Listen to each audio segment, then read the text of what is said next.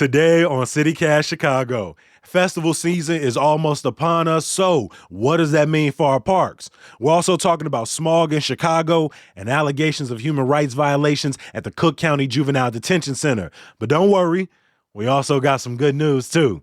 Tribune music writer Britt Julius and Kelly Garcia with Injustice Watch are here to break it all down. It's Friday, March 24th. I'm Jacoby Cochran, and this is what Chicago's talking about.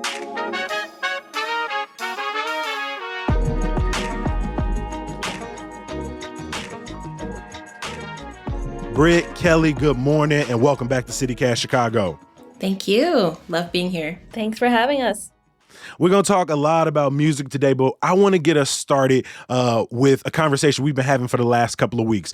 We recently put out, are these the best music venues in Chicago? Trying to get people's opinions about where they like to listen and enjoy live music in the city. So I want to pose that same question to y'all. Britt, where is your favorite place to not only watch live music, but some of your favorite venues to write about? I think one of my kind of personal favorite venues in the city is a place called Constellation. It's on the north side of the city. I really love it. Just the layout is really great. So it allows for really clean sight lines. So no one's kind of in your way. You know, I think they have a really eclectic mix of artists who perform there. So it's very much rooted in the city's improvisational music scene, experimental sort of jazz scene, things like that. So incorporating elements of jazz and rock and hip hop and R&B into this kind of very singular, distinct Chicago sound, as well as sort of other artists from around the country or around the globe who also, I think, are sort of kind of traversing different genres and sort of creating something new and unique. So I always find that I have a really enjoyable time when I go there, and the shows are just always really different. I love when you come on, Brie. You always put me on. I'm actually not familiar with Constellation. Oh, wow. So I need to add this to my list of places to enjoy your show at. Yeah. Kelly, what about you? What is one of your favorite music venues in the city? So I love free stuff and I love public parks. So I love Millennium Park. When I was an undergrad, I would sometimes walk over to Millennium Park like during weekdays, and they would have free concerts. And I remember one time I saw the Bahamas there. They're like this like small indie rock band, and it was incredible. I just like sat almost front row. I could have sat like front row, but I was like very shy, and I was not used to the idea of being able to watch one of my favorite artists for free at this big park, this very tourist heavy park. And because it was during a weekday, it was like at 6 p.m. or something, you know, people were coming from work and, you know, going to this free concert. And so it was super cool to be able to do that. So I love the street festivals. I love the free concerts during the summer. And that's what I always look forward to. All right, shout out to Millennium Park. If you've not been down and enjoyed a free concert at Pritzker Pavilion, put that on your list as spring is breaking and summer is soon following. But also check out Constellation, which is up in the West Lakeview North Center part of the city to get your shows on. Let's kind of stay on the topic of music, right? This week, we have got a lot of festival lineups. Festivals of talk about what locations they're coming back to. Kelly, you have followed the festivals that have taken place in Douglas Park for the last couple of years, what residents say about it. And last year, Douglas Park was one of the most used public parks with 3 festivals throughout the summer. What is the plan over in Douglas Park for this summer and the festivals that are coming or not? Yeah, so Block Club recently reported that Riot Fest is trying to come back to Douglas Park despite pushback, years-long pushback from residents who say that the music festivals, especially the mega music festivals, are destroying their parks, that they're not seeing any of the revenue that the music festivals are generating. And then on top of that, we recently saw that 2 of the music festivals that moved there, Heat Wave and Lyrical Lemonade Summer Smash, have already decided to not return to Douglas Park. So it's a bit surprising. Actually, it's not a bit surprising. Who am I joking? It's not surprising to see Riot Fest attempt to come back to Douglas Park. But it will be interesting to see whether or not the Park District approves their return. And we already know that residents are going to raise hell at those public board meetings. Yeah, as you mentioned, Heat Wave, the Dance Music and Arts Festival, is now going to Northerly Island in June, and Summer Smash will now be out in Bridgeview at SeatGeek. When you talk to residents, Kelly, is it an all or nothing thing? I know that they've protested Riot Fest for years, but are some people saying, okay, 2 of the 3 are gone, we can deal with this, or are you suspecting people are going to say, no, we want all 3 major music festivals out of our park? When I talked to residents over the summer, it was definitely an all or nothing, because Riot Fest was the first music festival to move into Douglas Park after being kicked out of Humboldt Park. So Riot Fest kind of initiated that wave of large music festivals moving into neighborhood parks. And the thing with Riot Fest, too, is that it's not just a weekend festival, right? Like, sure, attendees are coming for 2-3 days, whatever, but they're taking weeks of the park to set up. And so for residents, Riot Fest is almost the entire month of September, really, that they don't get access to the park because of setup and breakdown. And then there's a lot of preparation going into it in August as well. And so honestly, this is prime end of the summertime. Exactly. School is about to go back. And so people are at that time really hoping to be outside even more than ever. Exactly. And now the worry is going to be, if Riot Fest doesn't move, the invitation, it could be seen as an open invitation for other music festivals. Mm-hmm.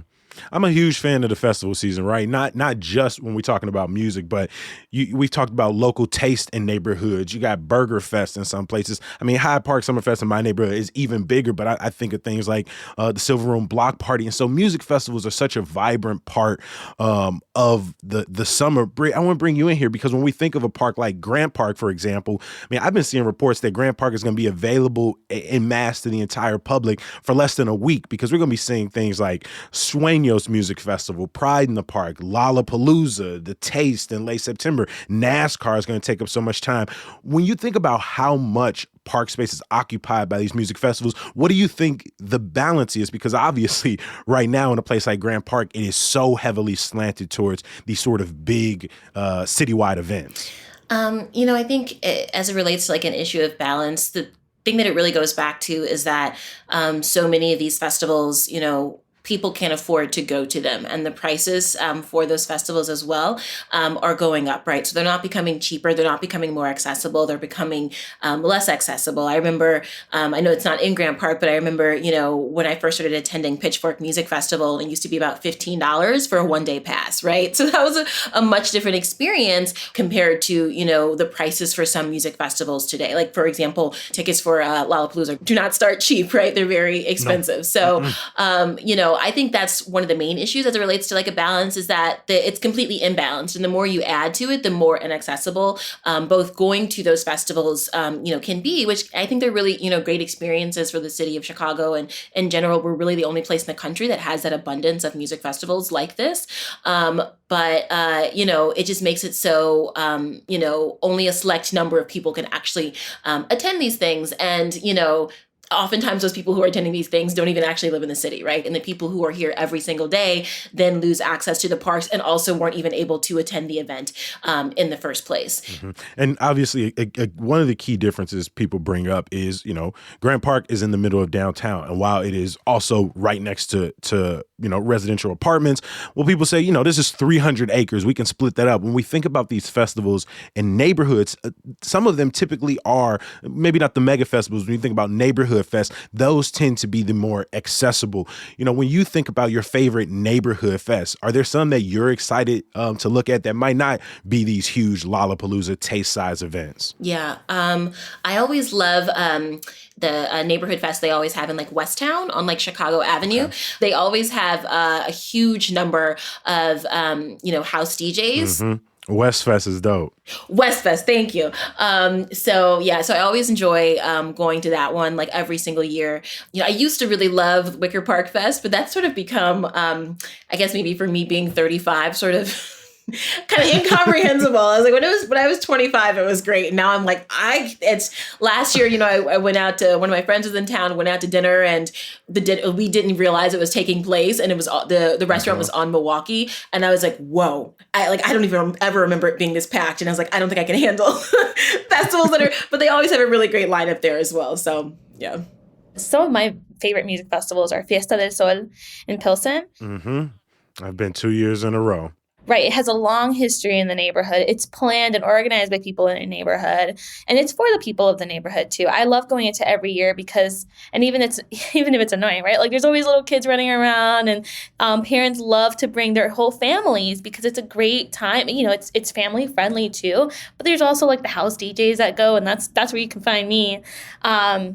Michelada Fest in Pilsen too is very neighborhood oriented in that I know from just living there the past couple of years, like they give out free tickets for residents, and that's just not something that I see Riot Fest doing.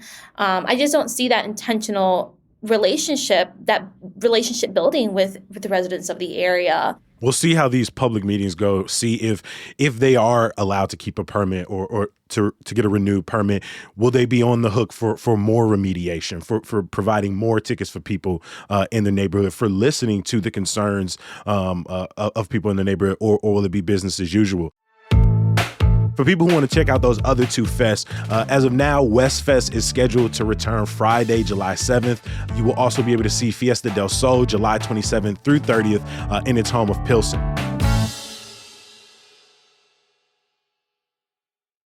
Every single week, we want to make sure we're talking about some of the underhyped stories that might not get as much attention when we're looking across our news feeds every single week. Britt, I want to start with you.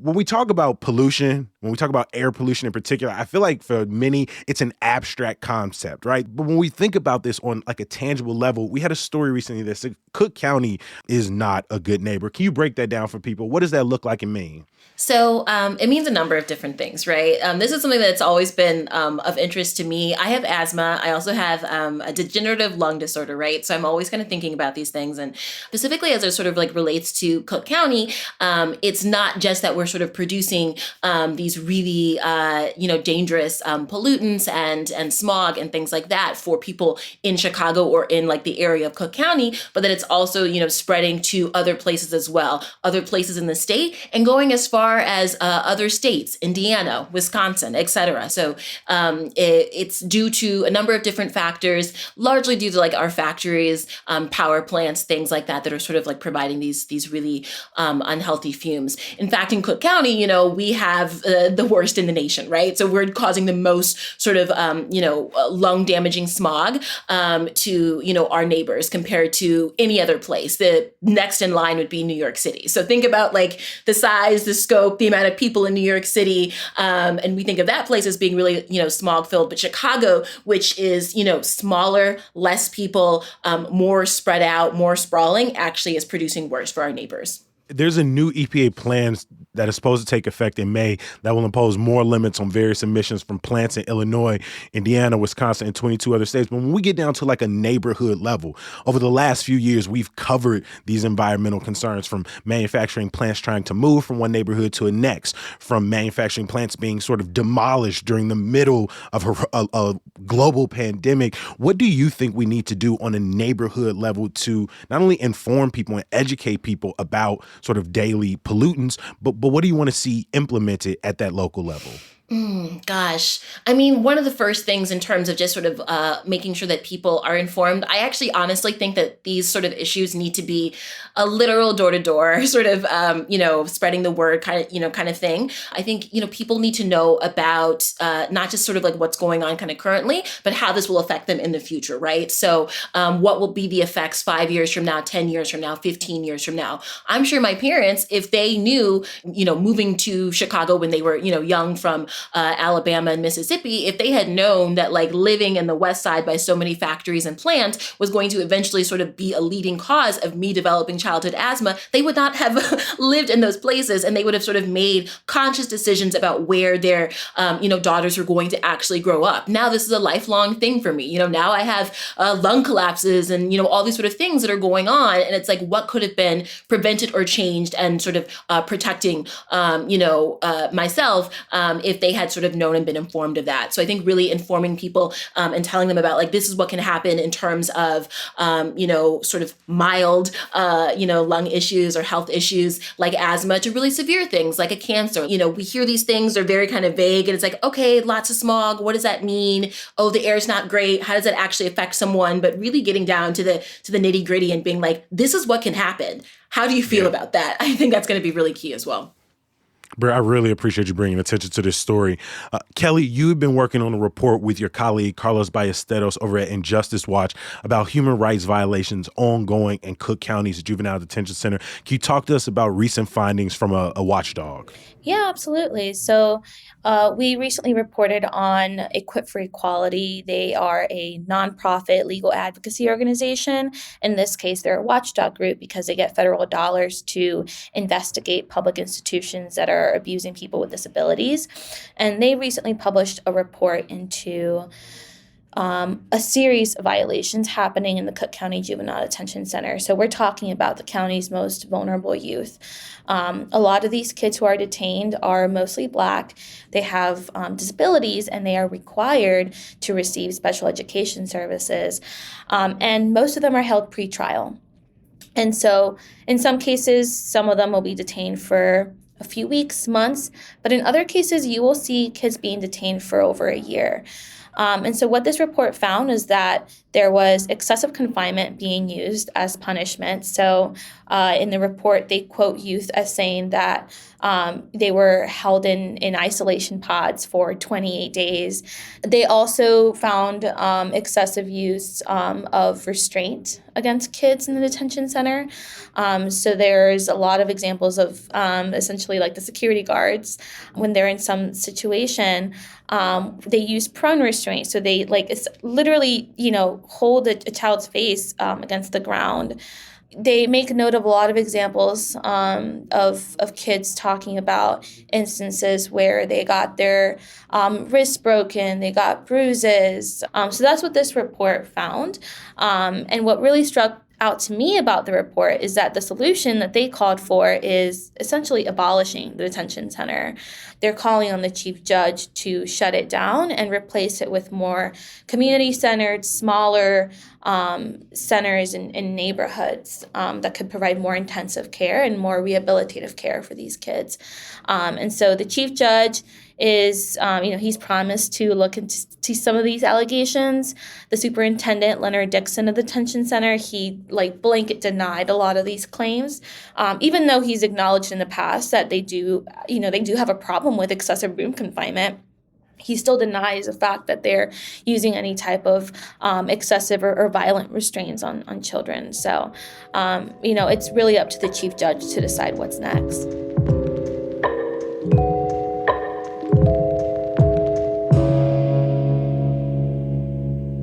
Every episode of CityCast Chicago ends the same way, with some good news to get people through the episode, the rest of their day, through the weekend. Britt, what is your some good news you want to leave CityCast listeners with today? I guess it's good personal news. I can't talk too much about it, but I recently won a Critics Fellowship, so I'm very excited about that. Yes, I found out last week, and I am really excited. So I have a dream and a goal of writing a book from a critical perspective, not on music, which is my background, but actually about Black women and health, since that's obviously a big issue to me, talking about the story that I did. And so I'm hoping through this fellowship, I'll be able to improve my skills on writing on a longer format. So really excited about that. Beautiful. Congratulations to you. Thank you. Kelly, what is your some good news? We're officially in spring, so that's my good news. I am excited to get out of this winter drudge that I've been in. Yeah. I just read earlier today that it was the fourth warmest winter Chicago has had in 70 years. And so we don't need to talk about the consequences of that right now and what that means for us 5 years, 10 years, 15 years. But it does mean that when you walk outside, you are starting to see some flowers blooming a little bit, right? The cherry blossoms are peaking early. What is it about that transition from winter to spring that's really got you excited? Honestly, I am excited to just be able to go outside and take a walk and like not freeze to death. Like I just, for me personally, like I love walking near the lake. I'm a lakefront girl. And so I need to get out. It's for my mental health. I just do way better in the summer. And also we need some vitamin D here in Chicago. So come on.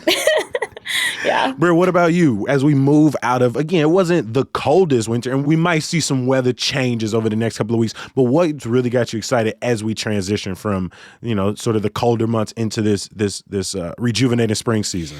I mean, we talked a lot about music in Chicago, but spring and summer are really great times for, shows that are rolling through the city. I have so many shows that I'm anticipating. Obviously, Janet Jackson, Beyonce, Yes, just so many good shows are going to be coming to the area as well. But yeah, there's a really big difference between, a 60-degree day that's got gray skies or a 50-degree day that has gray skies and a 50-degree days that has sunny skies, right? It really changes your mood. I always get so much more done. I'm like, wow, like I just checked everything off the list. Like I cleaned, I cooked, I worked. You got more day to work with, right? Absolutely. Just more beautiful day to work with. You're more excited to get up in the morning when the sun is shining. You're more excited to stay out a little bit later or just enjoy those longer walks when the sun is peaking. I'm with you. And for me, while I do love the height of summer, it's something about late spring and like that early fall where the summer is out, but the heat doesn't feel too overbearing. You can put like a little light jacket. You see me, I got the little sweat, the little cardi on right now. Just that weather is perfect for me. So some good news is sending people into the weekend with a little art exhibit, the opening reception for Blank House. They're having their 6th annual women's art show in celebration of Women's History Month. And the opening reception is tonight from 7 to 9:30. Shout out to the homie Lauren Marie. She is one of my favorite artists in the city. Get out there and check out her alongside 19 other amazing artists at Blank House at the Royal Grocer tonight in Logan Square. Britt, Kelly, I am a huge fan of y'all work. I'm grateful for y'all making time for CityCast Chicago as much as y'all have. Thank y'all for brightening up our gray day here on the podcast. Thank you. Yeah, thanks for having me. Before I let you go, I want to give a huge thank you to the people who make CityCast Chicago possible. That's our lead producer, Carrie Shepard, our producer, Simone Alisea, our newsletter editor, Sydney Madden, everybody at headquarters, the people who make the music we love. That's the homie Sam Thousand, all the kimonos, and Mark Greenberg of the Mayfair Workshop. And like every single week, my last thank you is for you. The people who listen to CityCast Chicago, hopefully the people who are also reading Hey Chicago, the best damn daily newsletter in the city. If you're not, it's all good. You got time to tap in. Subscribe now at chicago.citycast.fm. And if you love the podcast as much as I do, please share it with a friend, a family member. We're going to be back here Monday talking with mayoral candidate Brandon Johnson. Join us. Peace.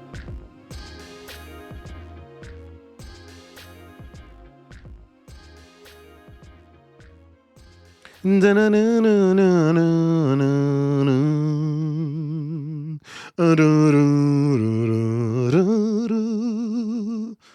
right, that'll probably get cut, but a little hum to end things off.